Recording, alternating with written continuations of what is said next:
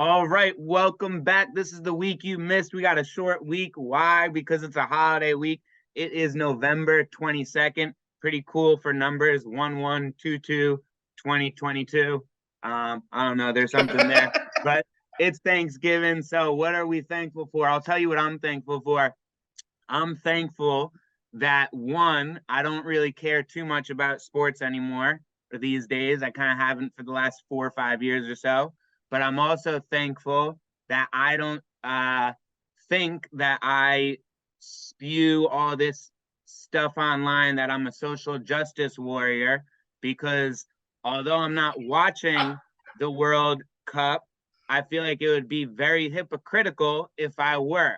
And I'm super confused at all these people. I have like a few distinct people in mind, but I feel like it's a lot of people who for the last year, 2 years, 4 years have been saying we need $15 minimum wage and we need more women's rights. And a big one recently in the election, we need abortion rights and reproductive rights. And I don't disagree with all of that at all. But what I don't understand is, how are you so gung-ho on reproductive rights, on workers' rights, on gay rights, on trans rights, and then you support this World Cup that literally doesn't support gays, doesn't support trans people, doesn't support workers? They had 7,000 slaves who died building these stadiums. They have corruption, they have fraud, they have scams, they have thing after thing after thing that is not good. But somehow, and I'm mostly looking at these social justice warriors, they're okay going to the bars right now and supporting and watching and saying, oh no, I'm just rooting on the USA. It's just my soccer team. That's all it is. Well, how about, why can't you have that same thought process when people are just supporting their business that only pays minimum wage, or because they say that that's all that they can afford, or they're supporting Texas? A lot of people said we're not supporting any business in Texas anymore because of their like don't say gay bill or whatever similar bill it was. A lot of people said they're not going to travel to Florida anymore because of their don't say gay bill. Those, like, I don't really like thinking about borders at all, but Florida is closer in geography than Qatar. Why do we say we're not going to support Florida because of something we don't agree with, but we are going to support these people we don't really have as much relation with? What do you think about that? Am I wrong for having these thoughts? Are people supposed to enjoy themselves every once in a while and we have to just look past all of the fraud and scams and inhumane practices being done? Or what's the best way to go about this? No, it's just so silly too, because I feel like there are legitimately people like you're saying that are going to be more upset about the Florida Don't Say Gay bill and like the anti-trans stuff they're doing in Texas. They're going to be more upset about those two states in America where people are much freer than people in Qatar. And basically just the whole comment on Qatar would be like, well, it's a different culture. They have their thing. Like, I don't agree with it, but still going to watch the World Cup, still going to do it. Like, it's been absolutely hilarious. Like, apparently there was some guy I saw on Twitter today. He was wearing like a shirt that had a soccer ball with like rainbow rings around it, and he wasn't allowed to enter the stadium. And the guy tweeted a picture of himself, and it's like, yeah, bro, do you Yeah, know where the fuck you are? yeah, exactly. Like, when I went to Dubai, I've been in the Middle East once. I was in Like, Dubai for wait, literally to like 36. pause you real quick though. His activism, or his like fighting for what's right, I believe would have gone farther by not going to Qatar or Qatar, however you pronounce it. Instead, he's like, no, I'm gonna go and I'm gonna wear a rainbow. It's like, no, that's actually probably being mean to their culture. Instead, show them with your dollars, hey, we're not gonna support your World Cup because you're so against gays. But for some reason, people think, no, I'm still going to throw them a bunch of money. I'm just going to complain when they don't allow my rainbow in. I don't know. That seems distorted. But go on about UAE. You were Yeah, there. but no, and it's just like these countries are different. They're vastly, vastly different than what people in the West are used to. And it's just hilarious because it's like it's just so funny because just like you said, it's like they're probably like proudly LGBTQ supportive bars in Philly and North Carolina and New York City and everywhere that are going to be showing the World Cup nonstop. And they're going to be promoting it and talking about it. And it's just one of these things. And it's absolutely ridiculous. And like the fact that we people oh, my favorite thing, this is something I'm thankful for, but Qatar played the best prank on all these idiot soccer fans by being like, yeah, you'll totally be able to get beer in the stadium, definitely will be able to get booze, and then like 2 days before they're like, yoink, only Yep. available if you're in the corporate suites paying like $20,000 a ticket, and it's They just did the like same thing. They did a very similar thing with the armbands. They told teams, hey, you can support gay people with your One Love armbands. The captains can wear those, and we'll just give you a little fine. And teams are like, all right, we'll pay the fine. It'll be a nice little act to show we're supportive. And then a day before, they said, actually, if you do that, we're going to give you like a red card and a fine and this, that. And they like kind of up the ante. So all the players said, actually, we can't afford that. Like, that's going to risk our team and whatever. So all the teams aren't wearing the one band arms anymore. So alcohol got pulled the day before. After Budweiser gave a bunch of sponsorship money, the one arm bands got pulled the day before after they were promised that they're gonna. So it's like it's thing after thing after thing that just shows they don't give a fuck about what we think or what we care or anything. Yeah, I know it's not completely related, and I'm sure that you've seen these people, and it must absolutely blow your mind. But it's the same thing when you see at these like pro-Palestinian protests, where you see it's like the LGBTQIA student union of NYU stands in support with Palestine. It's like if any of you stepped foot in Gaza, you would Yeah, be murdered. exactly.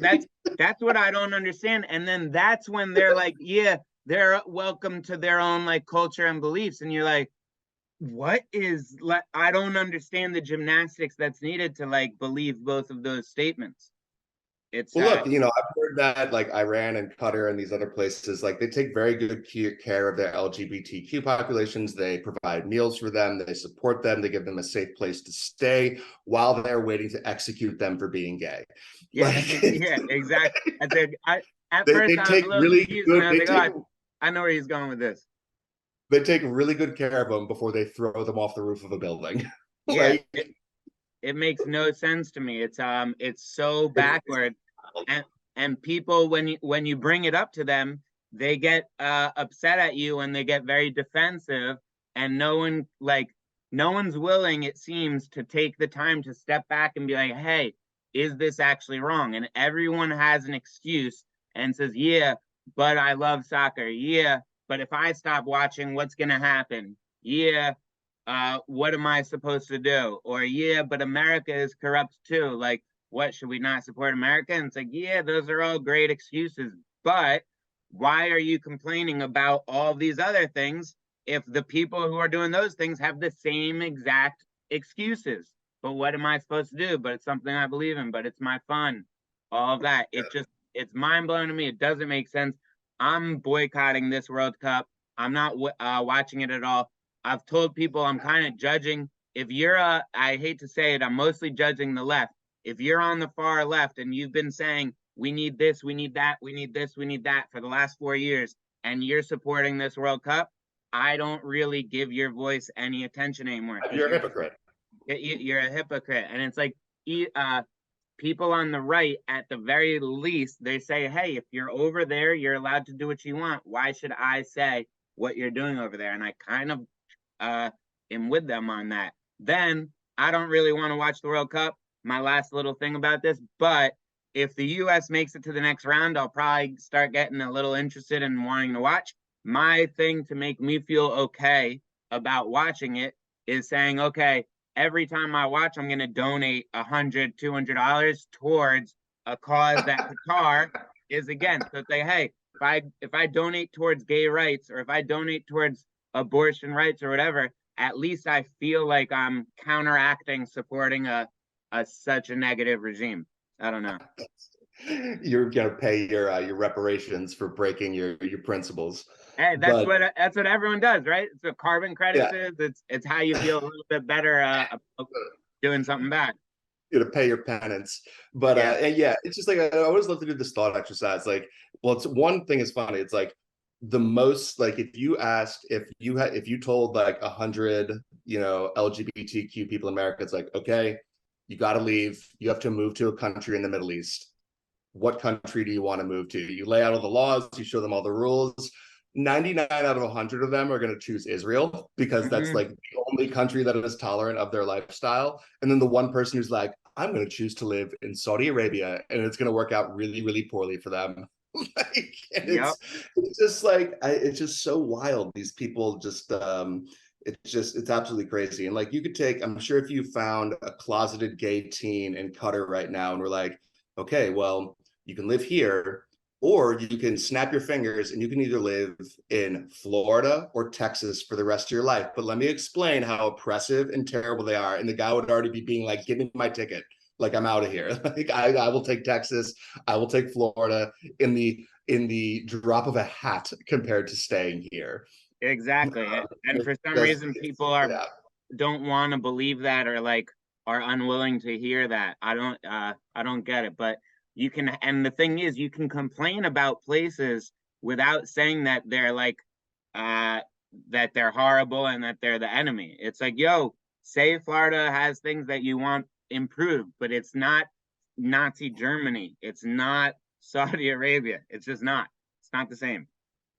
Yeah, I mean, shit. It's just it's absolutely crazy, and these people just like it's driving me. It just makes me laugh because at this point, like they're just so absurd that it just always makes me laugh. And Yeah, of course, yeah. one little thing. I'm curious if you knew this. Do you know what the population of Qatar is actually Qatari? Well, probably 20%, and the It, rest is like yeah, slave labor. yeah, exactly. I'm not. I don't mean to laugh at that, but 10% is Qatari. Like that's kind of just crazy to think right there. Like people don't think that's messed up, whatever. But do you have anything for us this week? Yeah, I just want to I want to say that I'm thankful for Kyrie Irving. Uh, Because his crazy wacky ass, I think, has done more to expose the Black Hebrew Israelites as the insane cult that they actually are. Did you see the video of them like marching around the I yeah, stadium and chanting? I did, and I don't understand. Like this is another thing that just literally doesn't make sense in my head. As much as I try and understand it a little bit, it's just so confusing. They call themselves United for Israel. That's like what a lot of their handles say and hashtags say.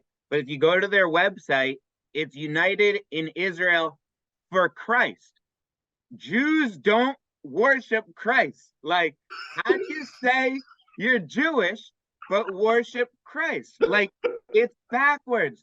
It's not the same thing. You can say you guys believe the Old Testament, but you also believe the New Testament, and you guys think Jesus is a God. That's not Jewish. It makes you Judaism, Christian. it makes you Christian. Yeah. Judaism doesn't believe in Christ is a God. So it's mind blowing. It doesn't make sense to me that they're like, no, we're the real Jews, we're the real Jews, but they worship Christ. It's like, no, that means you're not Jewish. What the hell are you doing?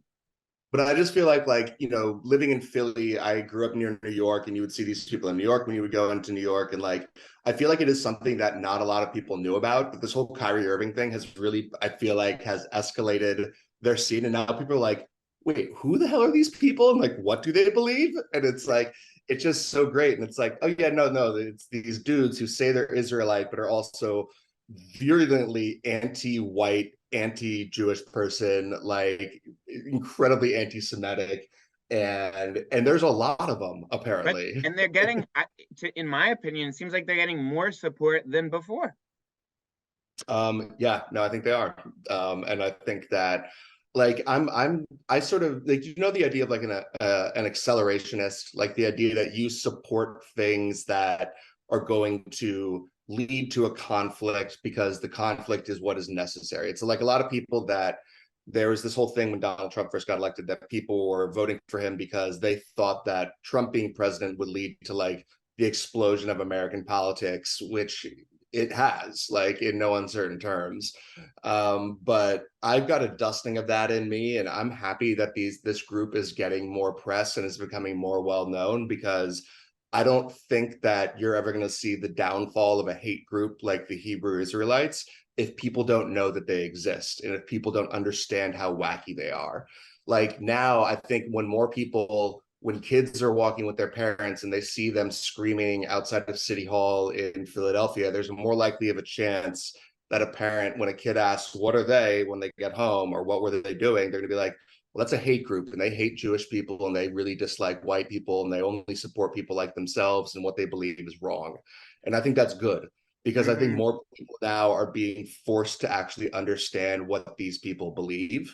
And look, they're allowed to have whatever wacky views they want. I'm fine with it. Like, this is America. If you want to have your crazy shit going on over there, if you want to be a Klan member, I hate you. I think you're disgusting, but like, you're allowed to be. If you want to be a Black Hebrew Israelite, I disagree with you. I think you're gross, but do your thing. And you know what? I like the fact that you're promoting yourself publicly so that if I ever came across you or saw a business you ran, I go, oh, I'm not going to go to your business because I know you're wacky. It's the same thing with like if there was some guy who's a neo-Nazi and like I went to a pizza shop and he's got a swastika armband on, I'd be like, oh, great. I'm not going to buy pizza here because you're a Nazi, and then move on. Like it's nice. No, you're completely right. And in relation to that, I did, if you didn't see, Twitter has Kanye West back. He came back like yesterday or 2 days ago, and one of his first tweets was shalom. And, and it's interesting because at first I was like, I'm not against Kanye being back because like I do want people to have free speech and choice and be like, no, let's just know that Kanye's an idiot, but let him talk in the corner and scream whatever. But at first I was like, all right, this sucks. I hope there's not so many people who like support this and say like Kanye for president or whatever. But then Israel, the country, responded and said like, we don't wish to be part of this conversation. Like, please, please exclude us. And then Elon Musk chimed in and he goes, that was really funny. He was like, that was a great response, Israel. More countries should do like you. And then I actually follow a few influencers like in the tech, mostly in the tech industry from Israel. One guy who like I love his content, and he's got really good stuff, and he's very influential in Israel. Like if you're a big tech company in Israel, you've probably talked to this guy, and he retweeted or reposted this exchange, and he was like, you know what, maybe Elon isn't so bad. Like he's giving us a little bit of a voice, and he's not saying anything overtly mean. He's just giving people a voice, and it's like it wasn't the worst thing that Kanye said shalom, and it wasn't the worst thing like that Israel got to reply. And it basically in relation to what you said, I do agree. Like it's bringing conversation, and conversation is a good thing. It's not a bad thing. Last little point that it reminds me of, and then I'll go back to you, is it reminds me of someone else who actually probably doesn't have the best publicity of the last couple of years, but the guy who wrote *Sapiens*, he has something in one of his first books, Yuval Harari. *Sapiens* is one of my like I love the book *Sapiens* a lot, although there's some things in it that people say is actually a little controversial. Maybe doesn't have as much evidence as he presented. But what he does say at one point that definitely resonated with me, and I remembered it obviously, was the fact that that United States and Russia, this is before the current conflict, it's a few years ago, the fact that we talk to each other and we say we hate you is a good thing. Because if we didn't talk to each other, it would mean that's not a good thing, and there's a lot more chance of something bad happening. So it's like, as bad as it is, like we're saying sanctions to you when we don't like you, the fact that China and the president of China and Biden met like a week or two ago, as things have definitely been getting more and more tense, is actually a good thing. The fact that we can still talk is good. So again, to what you said, just to summarize, the fact that Israel and Kyrie, or people can actually have this conversation about Kanye and Kyrie and Israel, and Israel maybe being in the media, whatever, it's a good thing that we're discussing it and we're not just ignoring it, because that's when things can go under and get worse. Yeah, no, and I think you raise a really good point, because I feel like this idea that if there's conflict between two sides that hate each other, isolating one from the other, isolating one group is not going to do anything to fix this problem. And I think a really good historical example of this is during the Cuban Missile Crisis. Part of the reason why it escalated to such a crazy level was because there were no clear lines of communication between the US and the USSR.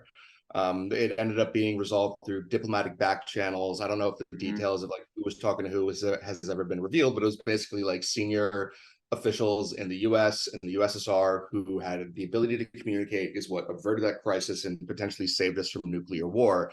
And after that happened, instead of saying, well, the Soviets are crazy and they almost got us into nuclear war, instead of the Soviets saying, well, the Americans are nuts and they almost got us to nuclear war, they installed what is now a ubiquitous symbol, the red phone, the hotline that was a direct line between the US and the USSR that you would pick up, and it would instantaneously connect the two sides on a Cold War that both sides were literally funneling millions of dollars and hundreds of thousands of bodies into proxy wars, fighting each other to basically strive for global dominance of their ideology. And instead of saying, no, we were going to isolate you, no, we're going to be shut off from you because we think you're evil, they said, no, we need to be able to talk to each other. Yep, exactly. And that was what helped lead the communication, the openness between the two is what helped lead to the lowering of tensions and the lowering of conflict. Like, I don't understand, like, show me a time in history where basically forcing an outsider group or something, and isolating them and putting them in a corner and trying to deprive them of oxygen has ever really led to an outcome where they lose. Like, they might lose a little bit of power, but they're not going to go away. So I think it's good that is one thing I am thankful for, is Elon Musk's buying Twitter, because the reactions of people have been crazy to watch. The other thing too, is so funny because you see all these people that are like, I'm a comment, like they write editorials about like geopolitics, and all of a sudden they're like, well, Elon Musk is obviously going to destroy Twitter. And then you've got all these like business journalists who are like, like this looks chaotic, but he's actually following some pretty tried and true managerial tactics and strategies. And this is actually really common during mergers and acquisitions. And then all these idiots are responding to them being like, what are you talking about? How can you put, like, I literally got into a beef with someone on Twitter, and the guy's like, Twitter doesn't have a payroll department anymore. Like, they're done. And I'm like, payroll is probably one of the easiest things to outsource to a third-party company. And he's like, so you're saying it's good that Twitter's payroll department just walked off? And I'm like, I don't know. I mean, honestly, like, if it ends up saving them money because it costs them less to contract out than it costs to support their payroll department, yes. And he's like, well, it happened so quickly. I'm like, look, man, when Twitter misses a check, let me know. But here's my assumption. They probably won't. And they're probably paying less money to issue their payroll now. So from a business standpoint, it's a win. You just don't have, like, you don't need an internal payroll department. You don't need an internal HR department. Like, there is an entire ecosystem of businesses that have popped up to support businesses of all sizes with these functions. Like, and it's just so crazy to watch, and everyone thinking like, so I don't know, it'll be funny. What do you think? You think Elon pulls it off with Twitter? You think he's gonna do something? I kind of do. I honestly think it might take some time, but like in 3 years, 4 years, people are gonna be like, oh shit, Twitter's pretty relevant. I think he's tackling things that make a lot of sense, that I think if you're not in, like, I'm very interested in tech. I follow a lot of tech. I follow just innovation a lot. The fact that he's trying to get into payments, something that Facebook really hasn't gotten into at all, Instagram hasn't gotten into and is struggling, that's huge. The fact that he's already getting into paying content creators, that's huge. That's going to get people into Twitter. The fact that he's getting into video and he's trying to get more video onto Twitter and tackling YouTube and Twitch, that's huge. Like, there's a few things that, hey, if one of those three things hit, Twitter becomes probably more valuable than what he bought it for. And then it's a matter of time before he just keeps increasing and innovating. YouTube kind of has innovated the last 10 years, but not really. Facebook hasn't really innovated much the last 10 years. They're all in on the metaverse now. But Facebook as a social media, not too innovative. Like TikTok is very innovative, and in 3 years, they've completely slaughtered market share. So it's definitely possible.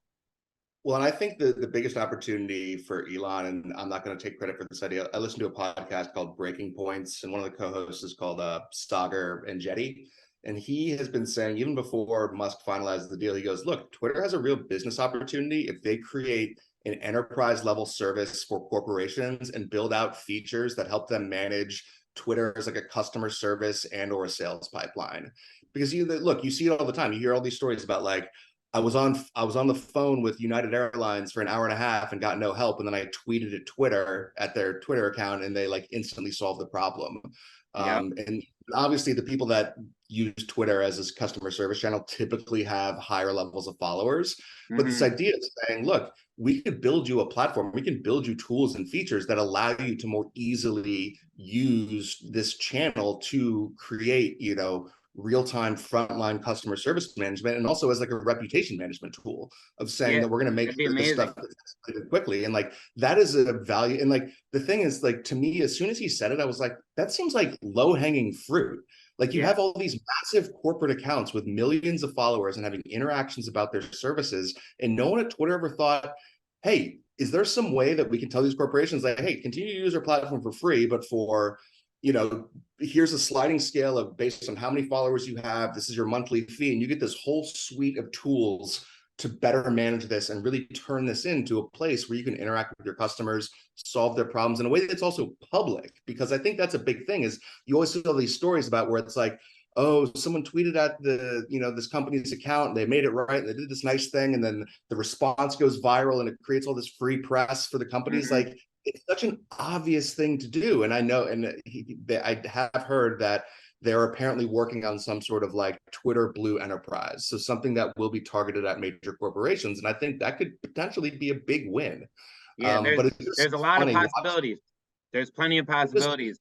Well, it's just so funny because, like, amongst my group of friends, look, we met when we went to business school, and like, I'm talking to people that also have MBAs, and they're just like, Elon is destroying Twitter. I'm like, guys, can you not, like, look, might he destroy Twitter? Sure. But we know that in the first probably 6 to 12 months, no one's going to know what's going to happen with Twitter. Like, it's not like, it's not going to flame out in a quarter. Like, this is going to take some time either way. And the fact that you don't understand, after having gone through all the strategic management classes and HR classes and understanding mergers and acquisitions, and like, the fact that you're looking at this and being like, well, he's obviously an idiot. Like, did you not pay attention at all? Like, this is like, everything he's doing, he's just doing it much more publicly than what many companies do, which is why we're getting a front row seat, which is awesome. It's so cool to watch. That's the main difference, actually, exactly what you just said, between what he's doing now and what he did at Tesla and what he did, I think, at SpaceX too. He took over Tesla. He's considered a co-founder, but it was established before he actually got involved, and he did exactly what he's doing now. He made a lot of people leave. He said, hey, we're about to turn it on, get ready to work hard. And then he turned it, and he put a lot of money into it. He probably invested more than people would have said was smart, but he said, no, we're going to make this valuable. And then he ended up doing it. So that's kind of what makes me think he definitely has the potential to do it with Twitter as well. And that's what's just such like bullshit too. People are like, well, it's not the electric car industry just isn't Tesla. And it's like, yeah, you know what? You're right. Now, basically every major car company is going all in on EVs, but it's like, Tesla's the company that made it cool, that really brought it to the mainstream. Like there were electric vehicles before Tesla. They never caught fire. Yeah, Like Elon, the Tesla as a company is what elevated EVs from a very niche product into something that was much, much, much more mainstream and in demand. Now, might that have happened without Musk and without Tesla? Sure, probably. But possibly, but yeah, but probably not. well, it would have eventually happened, like I'm sure, but it's like, would we be where we are right now if not for Tesla? I doubt it. I highly, highly doubt it. No. And it's just, it's like, look, I can give credit to people I disagree with. Like there are people that I know I disagree with their politics, I disagree with their views and what they say, but I can respect their skills and understand that they're a skilled business person, or that Yeah. they're a skilled politician. So it's just so weird that, do people have this inability to like consider that someone they disagree with might actually know what they're doing. Yeah. Well, But time will tell. We could be wrong too. I'm excited to see it. That's for sure. we'll see. We'll see. I think a year from now, I bet Twitter has more user interactions than it ever has before. I bet it has more daily active users. I bet it has less bots, and I bet it's better than it is. That would be my prediction. I probably agree with that. I've been on Twitter more the last week, and it's definitely been pretty enjoyable. That's for sure. It's been so funny. It's been Yeah. wild. Well, that'll be my closing statement then. I'm thankful that Twitter is fun. It's probably been my number one social media the last week. We'll see if it continues. Have a good week, everyone. I'm thankful for you guys all, and see you later. Later.